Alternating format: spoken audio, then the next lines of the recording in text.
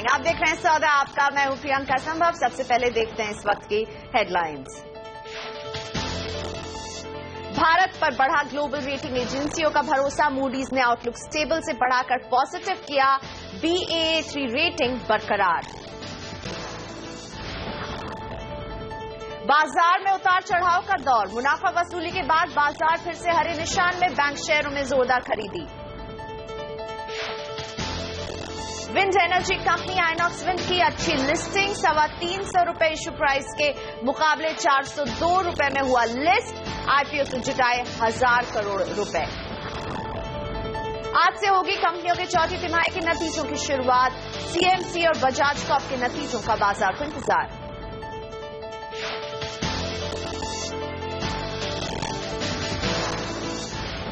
REC का offer for sale रहा blockbuster hit. 5 गुना हुआ सब्सक्राइब। सरकार को 1,500 करोड़ रुपए से ज्यादा मिलने की उम्मीद।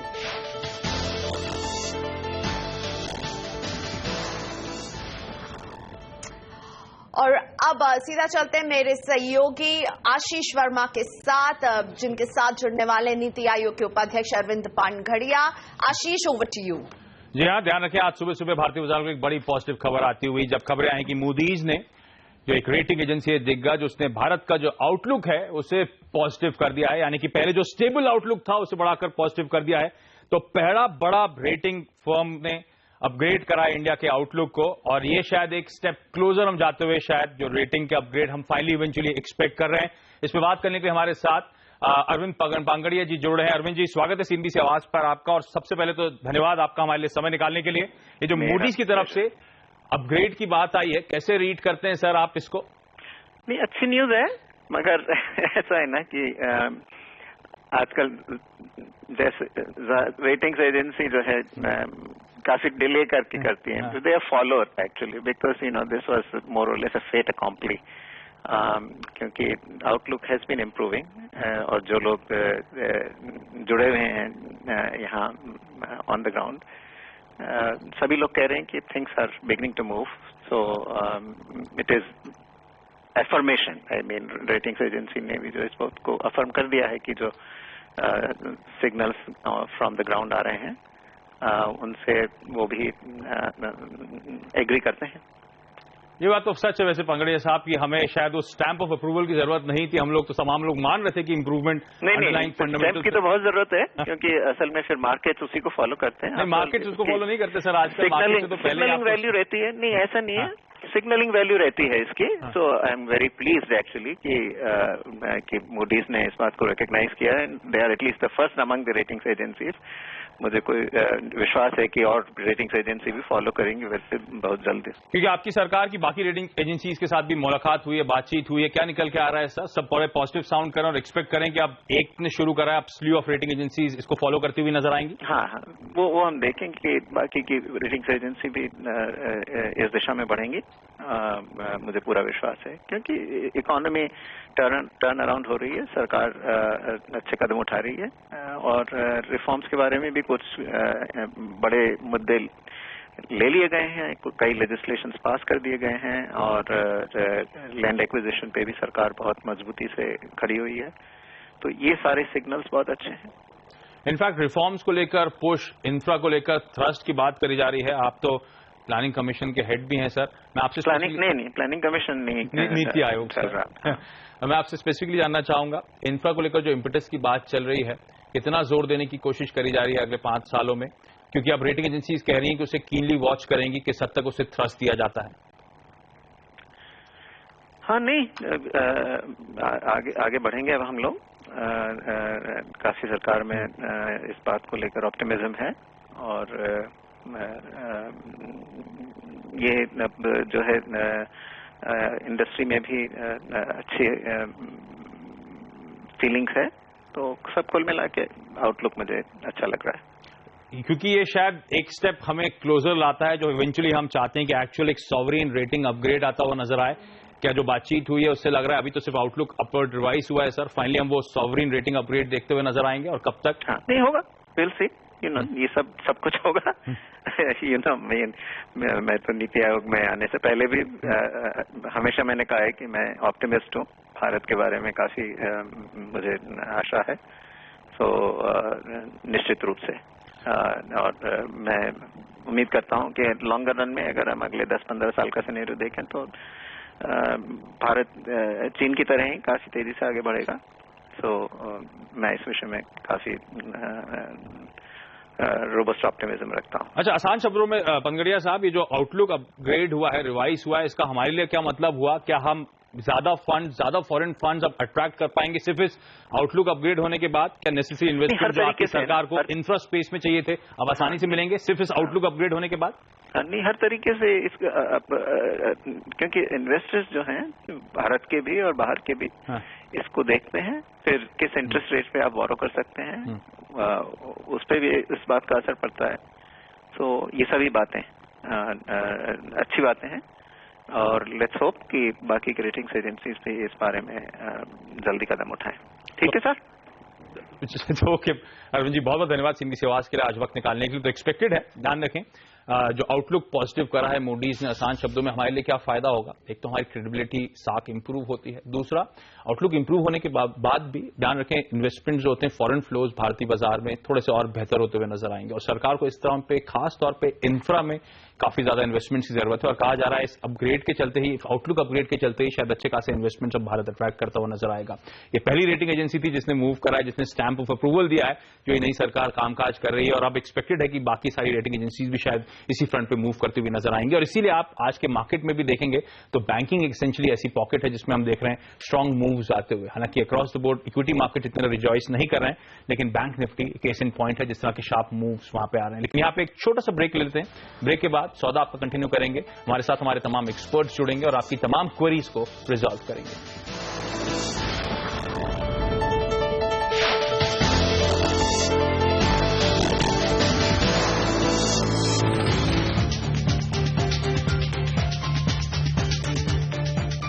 कहाँ लड़ाकू विमान तो कहाँ निवास। भारत और फ्रांस के संबंध कहां से कहां नहीं पहुंचते और अब आगे पहुंचाएंगे प्रधानमंत्री नरेंद्र मोदी। कब कैसे, बने रहे हमारे साथ CNBC आवाज पर।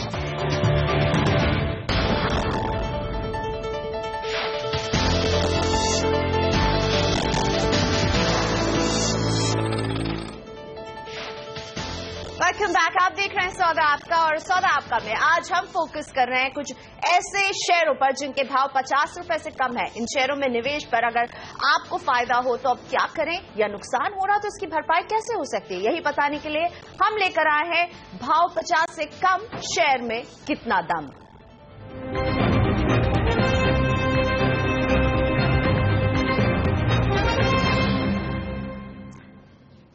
तो चलिए आपके सवालों के सिलसिले को शुरू करते हैं और आपके सवालों का जवाब देने के लिए मेरे साथ हैं दो मार्केट एक्सपर्ट, sharmilajoshi.com की शर्मिला जोशी और एंजल ब्रोकिंग के समित चौहान।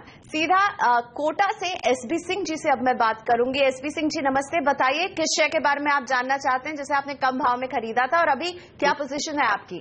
नमस्कार मैम, मेरा 2500 गैमन इंफ्रा है, 16 रुपए 15 पैसे के रेट पे जी, और जेपी इंफ्राटेक है 1020 रुपीज 50 पैसे के रेट में, एक साल के लिए लिया हूँ मैडम।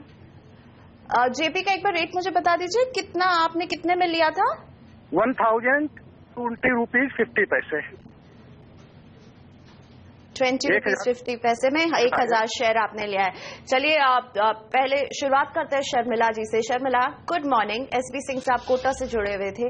गैमन इंफ्रा इन्होंने खरीदे थे 16 रुपए 15 पैसे में और जेपी इंफ्रा इन्होंने खरीदे थे 20 रुपए 50 पैसे में। एक साल का ये नजरिया रखते हैं, क्या सलाह देंगे इसमें, अब क्या करना चाहिए? दोनों कंपनी कैसी दिखती है आपको?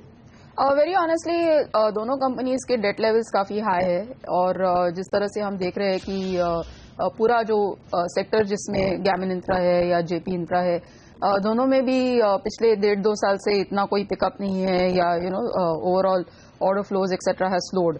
लेकिन क्योंकि वो एक साल का नजरिया रखते हैं और क्योंकि हमने देखा है कि हाल ही में जिस तरह की डेवलपमेंट्स हुई है, आई थिंक बजट में भी जिस तरह से बातें हुई कि एक केपेक्स जो है इंफ्रा के लिए, उसके लिए एक पुश रहेगा।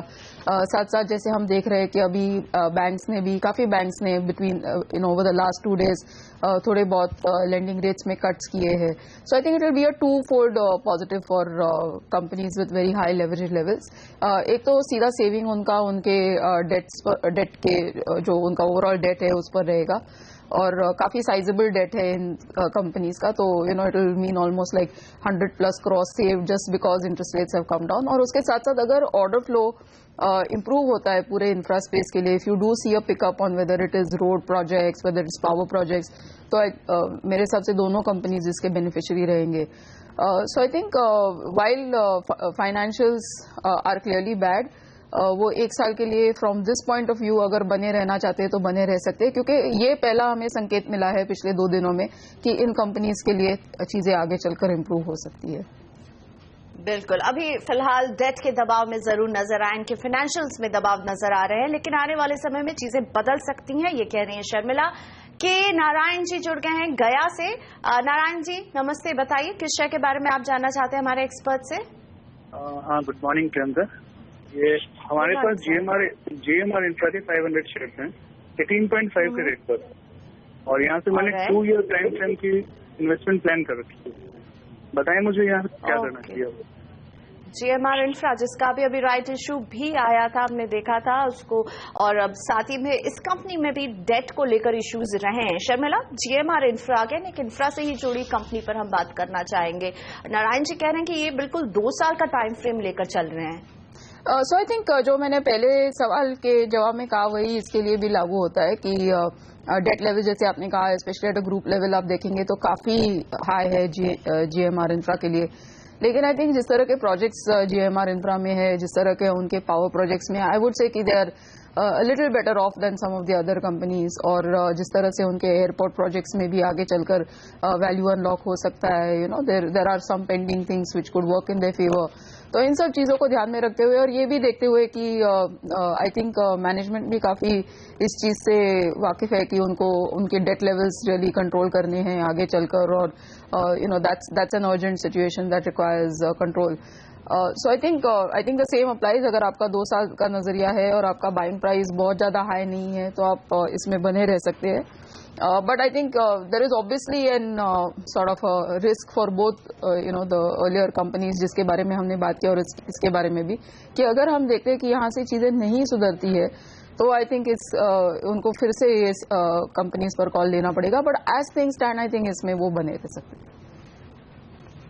जी, ऑल राइट। और अब अगर आप कहते हैं कि यहाँ इन्हें कॉल लेना होगा तो कहाँ निवेश करने की आप सलाह देंगी? कोई सब 50 आपके चॉइस के आप किसी शेयर के बारे में कहेंगे लंबी अवधि के लिए अच्छा चुनाव हो सकते हैं? See very honestly I don't sort of overall like this philosophy कि आपको बिलो 50 देखना चाहिए या अबव 100 या व्हाटएवर, क्योंकि आज तो आप एक शेयर भी ले सकते हैं। तो अगर आपने 500 शेयर्स लिए हैं GMR इंफ्रा के, so that means you have that much money, you can buy almost anything. But to answer your question directly, I think Manappuram Finance is one company that you can look at. I think कि overall जिस तरह से NBFCs, microfinance, इन companies के लिए जिस तरह से overall regulation is improving for them, और जिस तरह से चीजें इनके लिए positive हो रही है, so मुझे लगता है वो मन्नापुरम फाइनेंस के लिए भी आगे चलकर पॉजिटिव साबित होंगी। And I would have a target of about 40 rupees from a years perspective. I think another interesting company to look at would be Jindal Steel. Once again budget में इस तरह की चीजें कही गई कि स्टेनलेस स्टील के लिए आगे चलकर थोड़ा एक एनवायरमेंट इम्प्रूव हो सकता है because of higher duties on imports from China etcetera. और आई थिंक स्टेनलेस स्टील भी एक ऐसे साइकिल में से गुजरेगा जिसमें उसका डिमांड इम्प्रूव हो सकता है। So I think given that my target on that would be 50 rupees। अगला सवाल नीलेश शाह जी का सूरत से हमारे साथ जुड़े। नीलेश जी नमस्ते, पूछिए कौन सा शेयर है आपके पास सर? अच्छा, MTNL मेरे पास 2000 से 35 के प्राइस है, तो अभी आज के नए प्राइस से 20 में एवरेज करके लेना चाहिए 1 year के टाइम पीरियड के लिए। और दूसरा Chambal fertilizer and PI industries आज के प्राइस से ये 6 month टाइमिंग पीरियड में कैसे है नया लेने के लिए? चंबल फर्टिलाइजर और दूसरा आपने स्टॉक बताया sir? PI industries. PI industries. चलिए समित, गुड मॉर्निंग। MTNL से के बारे में पूछना चाह रहे थे नीलेश जी, क्या सलाह देंगे? 3 स्टॉक्स बताए हैं इन्होंने, MTNL, चंबल फर्टिलाइजर और PI इंडस्ट्रीज।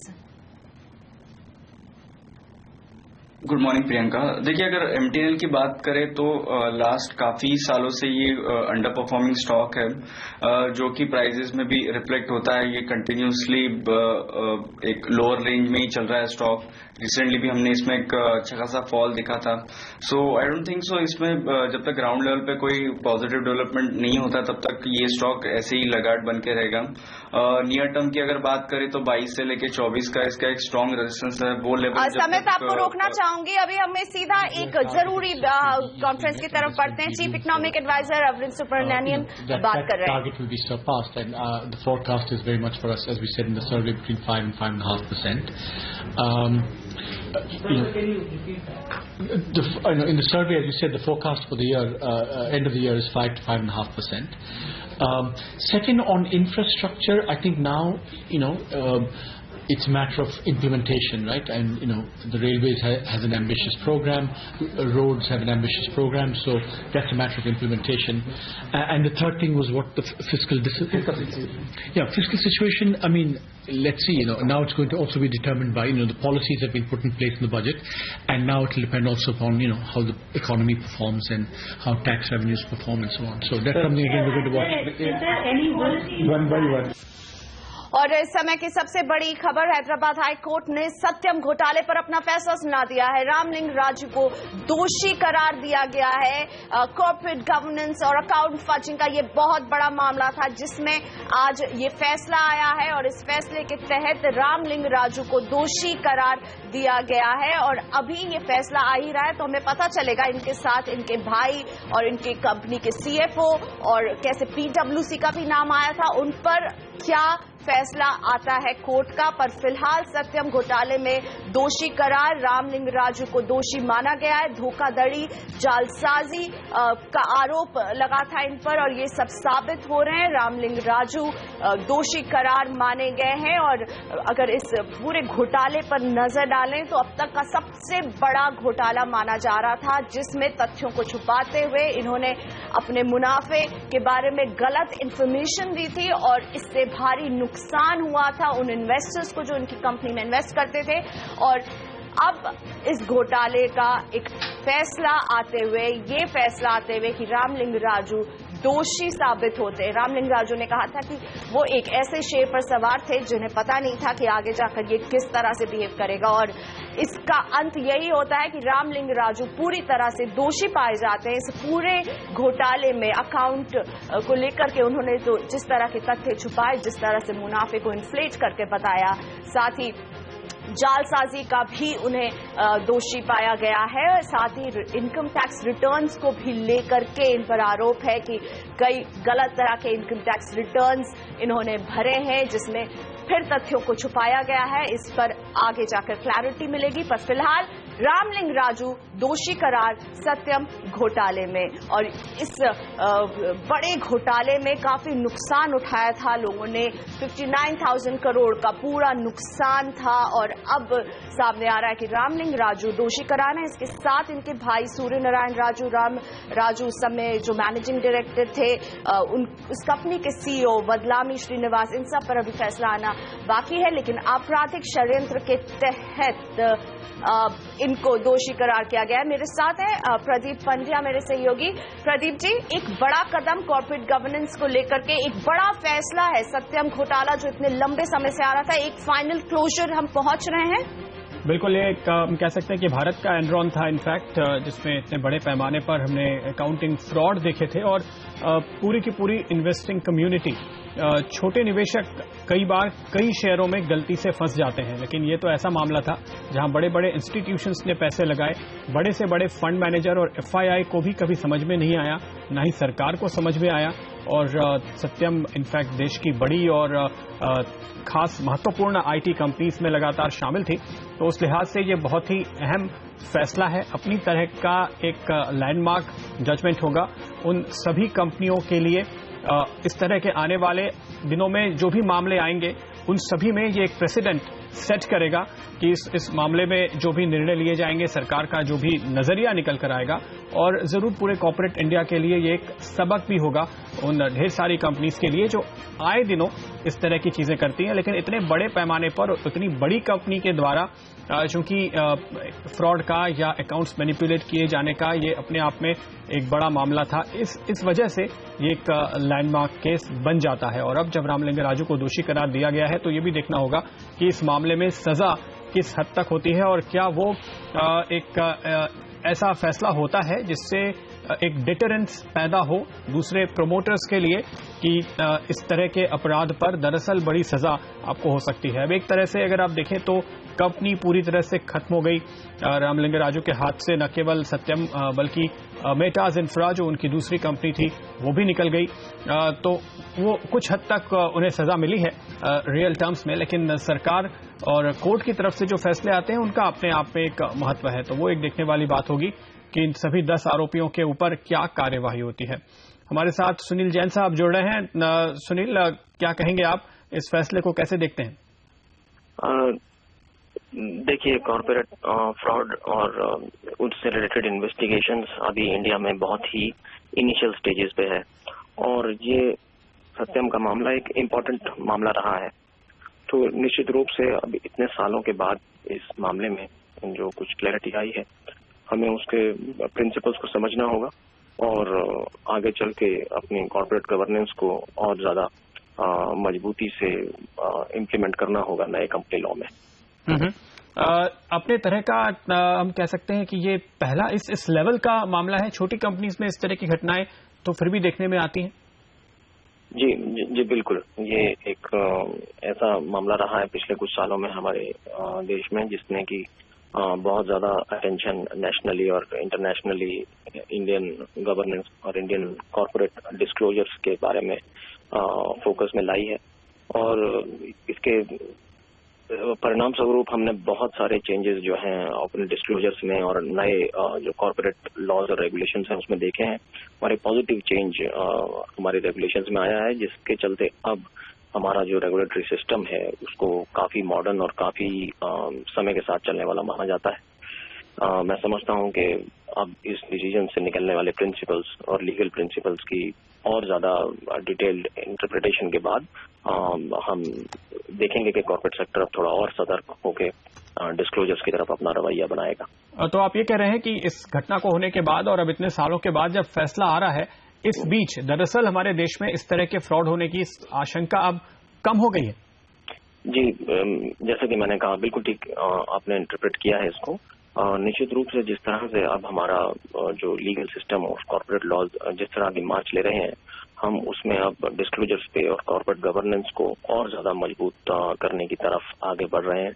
और आने वाले समय में भी आप देखेंगे कि कुछ और लीगल रेगुलेशंस इस तरह से सामने आएंगी जिसमें कि हमारे गवर्नेंस और ज्यादा मजबूत होगी और ट्रांसपेरेंसी बढ़ेगी। सुनील जी, लेकिन आप देखिए इस फ्रॉड को काफी वक्त निकल चुका है। इनफैक्ट सीबीआई को चार्ज लेके भी 5 साल हो गए हैं। उसके बाद अब फाइनली ये फैसला आ रहा है। इस तरह के फाइनेंशियल मैटर्स में जहां पे शेयर होल्डर्स की कैपिटल दांव पर होती है, वेल्थ दांव पर होती है, कंपनीज का भविष्य दांव पर होता है, बहुत ज्यादा वक्त नहीं लग रहा इंटरनेशनल स्टैंडर्ड के हिसाब से देखें तो? जी, जैसे हमने पहले डिस्कस किया, ये पहला ऐसा मामला रहा और कुछ सालों के बाद इसमें डिसीजन सामने आया है। जब ये मामला ट्राई किया जा रहा था उस वक्त एक मल्टी बॉडी इन्वेस्टिगेशन मैकेनिज्म या एक जो सभी अलग अलग कानून वायलेट होते हैं सभी किस्म के फ्रॉड्स में, उसमें एक कोऑर्डिनेशन और एक कोऑपरेशन की कमी थी। लेकिन अब आने वाले समय में हम देखते हैं कि अक्सर ऐसे मामलों में आरबीआई, सेबी और दूसरी इन्वेस्टिगेशन बॉडीज कोऑर्डिनेशन और कोऑपरेशन के साथ काम करती हैं।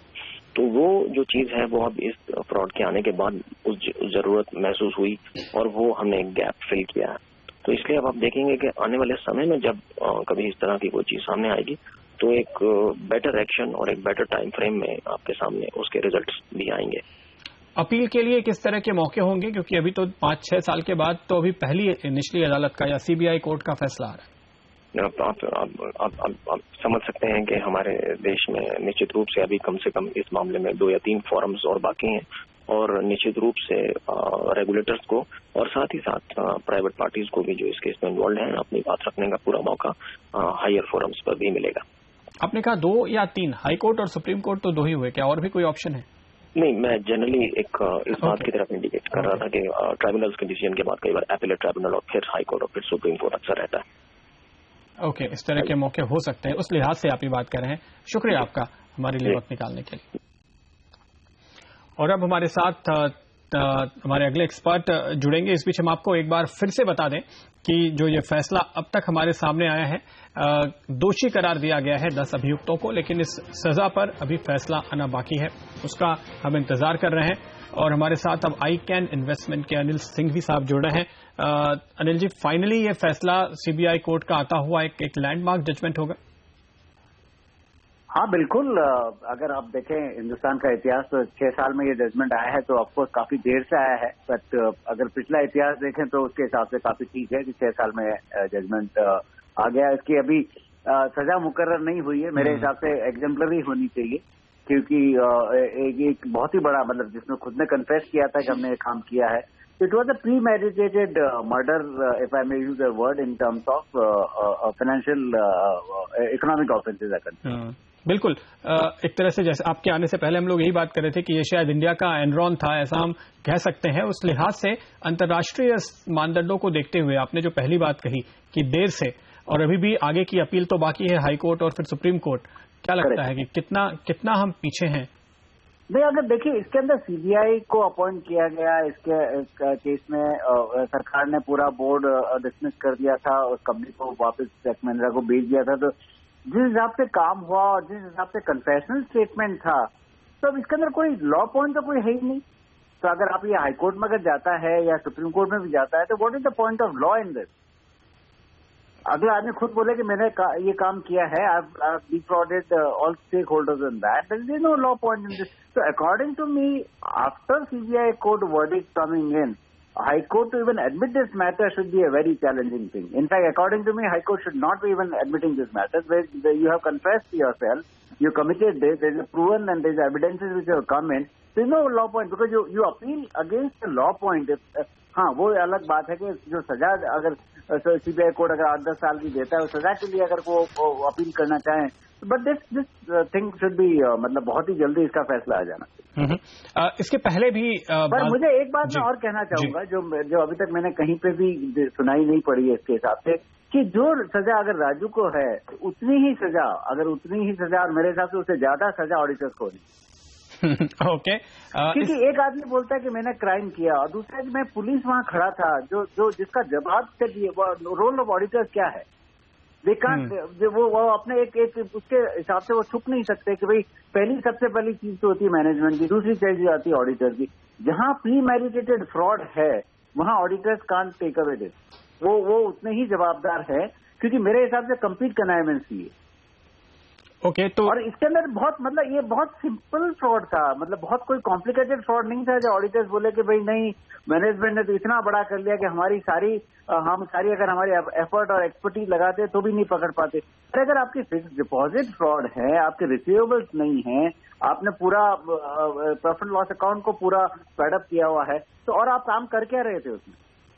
तो अगर ऑडिटर्स ये कहें कि हमें नकली रिसीट दिखाई गई, नहीं, आप ऑडिटर्स का पहला काम देखिए, आप एक वेरिफिकेशन होता है, ठीक है। अगर आपको एक मैन्युफैक्चरिंग कंपनी में चले जाए तो स्टॉक वेरिफिकेशन होता है, आप खुद जाके वहाँ चीज की देखते हैं कि वो चीज है या नहीं है, ठीक है। फिक्स एसेट्स का वेरिफिकेशन होता है।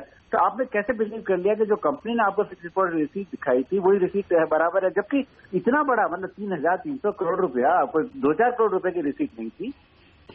90% of the balance sheet of Satyam, since I had gone through that whole entire चीज, मैं आपको बता सकता हूँ कि 90% balance sheet was only comprising of के फिक्स्ड डिपॉजिट रिसीट और रिसीवेबल।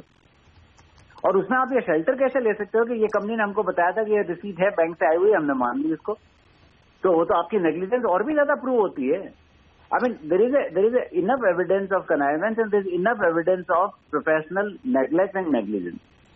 बिल्कुल, तो यहाँ पर चूंकि ऑडिटर्स के खिलाफ भी कार्रवाई हो सकती है, तो शायद जो हम बात कर रहे थे पहले सिंघवी साहब की, हो सकता है ऑडिटर्स सब हाई कोर्ट में जाएं, भले ही आपको लगता है कि प्रमोटर की अपील एडमिट ना हो, पर ऑडिटर्स की होती है तो फिर ये मामला। मैं आपको एक चीज और कहना चाहूंगा इसमें कि ऑडिटर्स के अंदर भी अभी तक जो कार्रवाई हुई है वो सिर्फ 2 पार्टनर्स के हिसाब से हुई है। ये सिर्फ पार्टनर्स की तरफ नहीं होना चाहिए। और बहुत ही बड़ा एक मुद्दा है कि जो पार्टनरशिप फर्म होती है उसके अंदर liability joint and several both. तो कैसे हो सकता था कि पीडब्ल्यूसी बोले कि सिर्फ हमारे ये 2 लोग हैं, इनको आप जो करना है करो। पीडब्ल्यूसी है जो got nothing to with. Revenue किसको आई थी? पार्टनर्स को आई थी। इतने सालों से जो ऑडिट फी आ रही थी सत्यम से, और इतनी बड़ी ऑडिट फी आ रही थी, वो किसको जा रही थी?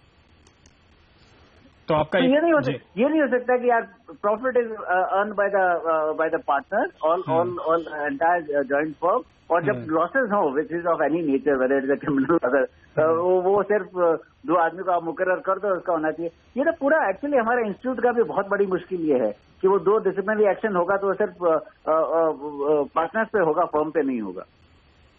बिल्कुल। अभी हम सुनील जैन साहब से बात कर रहे थे पहले, तो उनका ये कहना था कि पिछले सालों में कई ऐसे कदम उठाए गए हैं जिसकी वजह से अब हम कह सकते हैं कि इस तरह की घटनाएं होने की संभावना काफी कम होती जा रही है। तो आपको लगता है कि लेकिन अभी भी कुछ कदम, और खास तौर पे वो शायद आईसीएआई को उठाने जरूरी है? नहीं, इंस्टीट्यूट का तो सबसे बड़ा मुद्दा ये है कि उन्होंने सारी फर्म को अलाउ कर दिया from partnership to limited liability partnership. तो सबसे बड़ा काम तो ये था कि लिमिटेड लायबिलिटी कैसे हो सकती है ऑडिटर की? Auditor liability has to be incommensurate with the management liability. It cannot be limited to the extent of contribution of this. I mean, आप तो फिर उसका फिर कोई ऑडिट का कोई मतलब ही नहीं रह गया। तो ये एक्चुअली सत्यम शुड बी, जैसे कैसे एनरॉन बन के पूरा आप देखें तो अमेरिका का पूरा सिस्टम चेंज हुआ था, हमारे यहाँ पे अभी तक उतना काम नहीं हुआ। Unfortunately neither at the regulatory level and unfortunately more nor at our institute level. Our institute is really a cozy club of all members.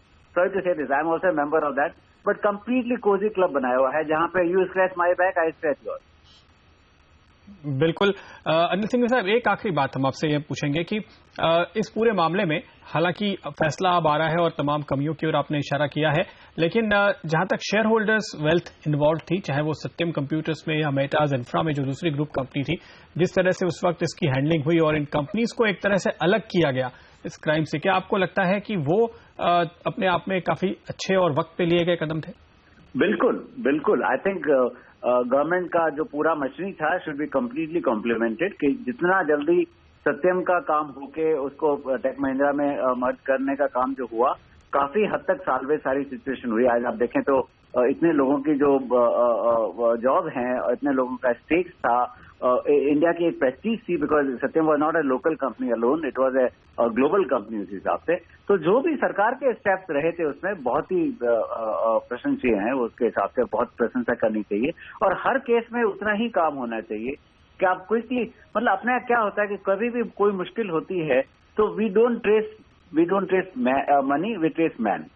मुश्किल ये होती है हमारे यहाँ। सबसे बड़ा काम होता है इकोनॉमिक ऑफेंसेस के अंदर कि पैसा कहाँ गया है, आप उस पर दिमाग लगाइए और पैसे का बिल्कुल उस पर रोक करिए कि वो नहीं जाना चाहिए।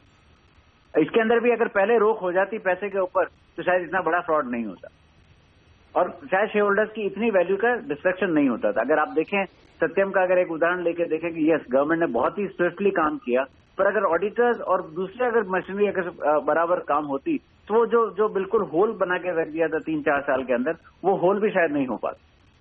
बिल्कुल, वक्त पे अगर पकड़े जाते तो शायद इतना नुकसान ना झेलना पड़ता। और वो वक्त पे कब पकड़े जाते जब ऑडिटर्स बराबर काम करते। ये मुद्दा मैंने कोई भी चैनल पे कहीं पे भी मीडिया में नहीं देखा है कि सब राजू के पीछे लगे हैं, because that's a bigger name, कि भाई एक बहुत बड़े इंडस्ट्रीज का नाम आ गया, उसके हिसाब से काम हो गया।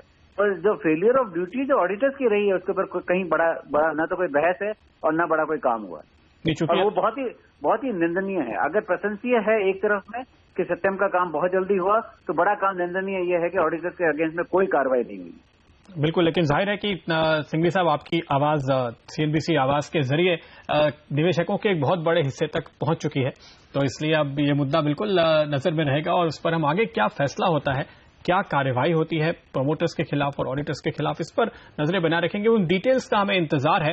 फिलहाल आपसे इजाजत लेंगे, बहुत बहुत शुक्रिया हमारे साथ जुड़ने के लिए। लेकिन और डिटेल्स जब हमें निकल कर आएंगे इसमें से, और फिर हम देखेंगे कि आगे की क्या कार्यवाही के बारे में सोच रही हैं ये सभी पार्टीज, इस पर पूरा अपडेट आपको लगातार देते रहेंगे। लेकिन फिलहाल वक्त है एक ब्रेक का, आगे सौदा आपका जारी रहेगा।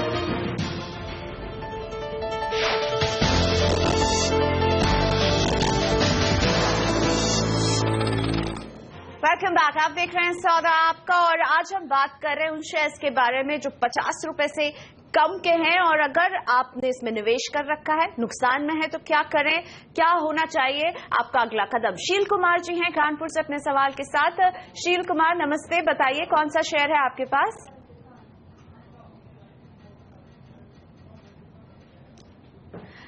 शील कुमार जी जानना चाहते थे एनएचपीसी के बारे में, और ये समझना चाहते हैं कि मौजूदा भाव में क्या इसे खरीदना सही कदम होगा। समित एनएचपीसी लिमिटेड, आपको कैसा लगता है, क्या इस समय ये खरीद सकते हैं एनएचपीसी? देखिए, फिलहाल तो ये एक रेंज बाउंड है, इसमें ज्यादा मूवमेंट दिखाई नहीं दी है लास्ट कुछ महीनों में। इसकी अगर हम रेंज की बात करें तो 22 से लेके 19 के एक रेंज में है। अगर ये स्टॉक में ये निवेश करना चाहते हैं तो मेरे ख्याल से अगर ये लेवल पे करते हैं तो एक 19 का स्ट्रिक्ट स्टॉप लॉस मेंटेन कर सकते हैं, बट स्टॉक में मोमेंटम 22 लेवल क्रॉस होने के बाद ही आएगा। 22 के बाद ये स्टॉक में मोमेंटम फिर कंटिन्यू हो सकता है 2450 25 के लेवल तक, बट तब तक मेरे ख्याल से इसकी रेंज बाउंड एक्टिविटी कंटिन्यू रहेगी। ऑलराइट, और अब अभिषेक जैन जुड़ रहे हैं पुणे से अपने सवाल के साथ। गुड मॉर्निंग अभिषेक, बताइए किस शेयर के बारे में जानना चाहते हैं। Good morning ma'am. Actually, although I have sent a query for JPSO share, but I have another share for Sri Renuka Sugar as well. So ये दोनों स्टॉक के ऊपर query दे सकते हैं क्या? ऑलराइट, और वैसे आप लंबी अवधि के लिए निवेश का नजरिया रखते हैं अभिषेक? Yeah, actually I am holding these two shares in 7 years. तो बहुत लंबे समय से। इनफैक्ट जेपी एसोसिएट आपने 135 के भाव पर खरीदा था, और फिलहाल आपको बहुत नुकसान हो रहा है। शर्मिला, अभिषेक जैन जैसे लोगों को आप क्या कहना चाहेंगी? जयप्रकाश एसोसिएट और रेणुका दोनों में ही नुकसान पर बैठे हुए हैं, आपको ये दोनों कंपनियां कैसी दिखती हैं? बिल्कुल, एंड आई थिंक जब हम कहते हैं बहुत बार कि इन्वेस्टर्स को लंबे समय का निवेश के बारे में सोचना चाहिए, and when you here of things like this, तो ऐसे लगता है कि ये इतने लंबे समय से है, फिर भी he has lost a whole lot of money, क्योंकि चीजें आजकल इतनी ऐसी रही रही हैं कि things are changing fast on the ground. और जैसे हमने देखा कि जेपी एसोसिएट्स एक समय ऐसा था कि 250 का भी रेट रहता था, और फिर 100 के करीब आ गया, और अब 25 है। So it become very difficult to actually take a call in such cases. To my mind this is a bad price to sell, simply because अब ऐसे लग रहा है कि शायद एनवायरमेंट इंप्रूव हो, लेकिन उनके 135 का प्राइस उनको मिले बहुत जल्दी, ऐसा तो मुझे नहीं लगता। So I think that's the quantity really, क्योंकि from a price perspective this is not the best price to sell, but I think from his price perspective it's not a great stock to hold on to. So ये वो सोच के loss book करके कोई अन्य share में पैसे लगाए जिसमें उनको रिटर्न्स ज्यादा जल्दी मिले, and in that way he can sort of bridge his loss. Shri Renuka again I am not positive, simply because sugar पे मेरा बहुत ज्यादा पॉजिटिव रुख नहीं है, और जिस तरह का प्रोडक्शन आया है और जिस तरह का डेटा है उससे ऐसे लगता है कि शुगर प्राइसेस पर प्रेशर रहेगा, और जाहिर सी बात है फिर कंपनीज के प्रॉफिटेबिलिटी पर भी रहेगा। So I think going ahead sugar is not a sector I'm very positive on, so a negative really opinion on both the stocks. चलिए, तो चीनी के मिठास में आपको ज्यादा दम नहीं नजर आ रहा है, लेकिन यही सवाल संतोष पंत जी अमरावती से पूछ रहे हैं, और समित आपसे पूछना चाहूंगी। संतोष जी के पास श्री रेणुका शुगर के 200 शेयर हैं, 16 रुपए 10 पैसे इनकी खरीद रही है, और इसके ठीक पहले भी जो कॉलर थे वो जानना चाह रहे थे श्री रेणुका शुगर्स में। तो आप क्या बताना चाहेंगे, किस तरह के चार्ट स्ट्रक्चर आप देख रहे हैं, क्या ये एक अच्छी खरीद साबित हो सकता है? देखिए, लास्ट ईयर मई जून में इसमें एक सर्ज आई थी, हमने स्पॉट देखी थी 20-22 के लेवल से, बट स्टॉक ज्यादा ऊपर के लेवल पे सस्टेन नहीं कर पाया। उसने 32 के आसपास एक हाई बनाया था, और वहां से ये कंटिन्यूसली स्लाइड दे रहा है। तो चार्टिकली स्पीकिंग यहाँ पे कोई पॉजिटिव डेवलपमेंट तो अभी तक नहीं हो रहा है, इनफैक्ट ये उसका जो डाउन ट्रेंड है वो कंटिन्यू रख रहा है। अगर टेक्निकली इसको कुछ स्ट्रक्चर इसका पॉजिटिव होना है तो 16 का एक मेजर रेजिस्टेंस है near as well as medium term में, तो वो लेवल के ऊपर ये क्रॉस होना चाहिए। वॉल्यूम्स ये एक्टिविटी को सपोर्ट करना चाहिए, तो ही हम बोल सकते हैं कि इसमें स्ट्रेंथ आ रहा है और वो बाइंग इंटरेस्ट इमर्ज हो रही है। तो मेरे ख्याल से अगर टेक्निकली देखना है तो इम्पोर्टेंट होगा वो लेवल के ऊपर इसमें मोमेंटम दिखाई दे सकता है। और इसी के साथ हमारे दोनों मार्केट एक्सपर्ट से इजाजत लेने का वक्त हो गया। शर्मिला, आज के लिए कोई डिस्क्लोजर देना चाहेंगी? काफी स्टॉक्स की चर्चा हुई है, I may have a position in some of the stocks discuss. Samit, आपकी तरफ से कोई डिस्क्लोजर आज के लिए? देखिए, जो भी स्टॉक हमने डिस्कस किए वो क्लाइंट्स की इसमें पोजीशन हो सकती है, मेरा कोई भी पर्सनल इंटरेस्ट नहीं है इसमें। धन्यवाद आप दोनों का ही। सौदा आपका से जुड़ने के लिए वक्त हो गया एक ब्रेक का, लेकिन ब्रेक के बाद हम लेकर आएंगे नो योर फंड मैनेजर, और आज हमारे साथ जुड़ने वाले मिरर एसेट ग्लोबल इन्वेस्टमेंट के इक्विटी हेड नीलेश सुराना।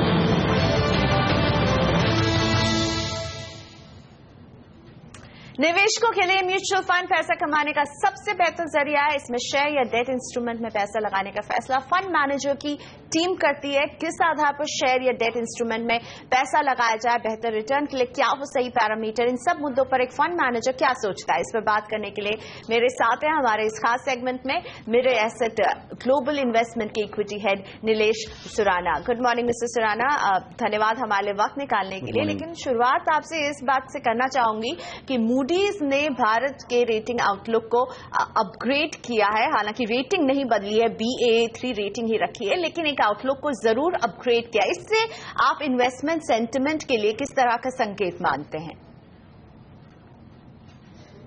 ये पॉजिटिव संकेत है। हमारी इकोनॉमी के लिए दो बड़े फैक्टर्स चेंज हुए हैं लास्ट 1 ईयर में। एक तो गवर्नमेंट लेवल पे काफी रिफॉर्म्स एंड लीडरशिप चेंज हुआ है after almost after 30 years we have a stable government, और दूसरा जो ऑयल के गिरने से इकोनॉमी में बेनिफिट हुआ है उसके मल्टी बेनिफिट्स हैं। पर्टिकुलरली करेंट अकाउंट डेफिसिट, हमारा क्रूड का जो इंपोर्ट है it's almost 5% of GDP। So because of fall in crude prices, oil के दाम गिरने से हमारा करेंट अकाउंट डेफिसिट में ऑलमोस्ट 2 percentage points का फायदा हुआ है। So worst of the economy is sort of over, and ये सब मैक्रो सिनेरियो पर रखते हुए the rating अपग्रेड किया है। जी चलिए, तो भारत में बढ़ता हुआ भरोसा अच्छी खबर है सभी के लिए। लेकिन अब आपके इस फंड के बारे में मैं बात करना चाहूंगी जिसमें 55 स्टॉक है। इसका इन्वेस्टमेंट मैंडेट क्या है? कि mirror asset India opportunity fund हमने अप्रैल 2008 में लॉन्च किया था, और ये एक डाइवर्सिफाइड अपॉर्चुनिटी फंड है। इसमें हम सभी क्षेत्र, सभी सेक्टर्स में और अक्रॉस साइज इन्वेस्ट कर सकते हैं। बट टिपिकली हम लोग अराउंड 70% लार्ज कैप स्टॉक्स में रखते हैं। अगर मैं लास्ट 7 साल का एवरेज देखूं तो about 70% large cap, 70 ±5% large cap में रहता है। And mandate is to basically अच्छी कंपनी में इन्वेस्ट करके एक स्टेडी कंसिस्टेंट रिटर्न का मैंडेट है। अगर यही महीने में हमारे फंड ने 7 साल कंप्लीट किए हैं।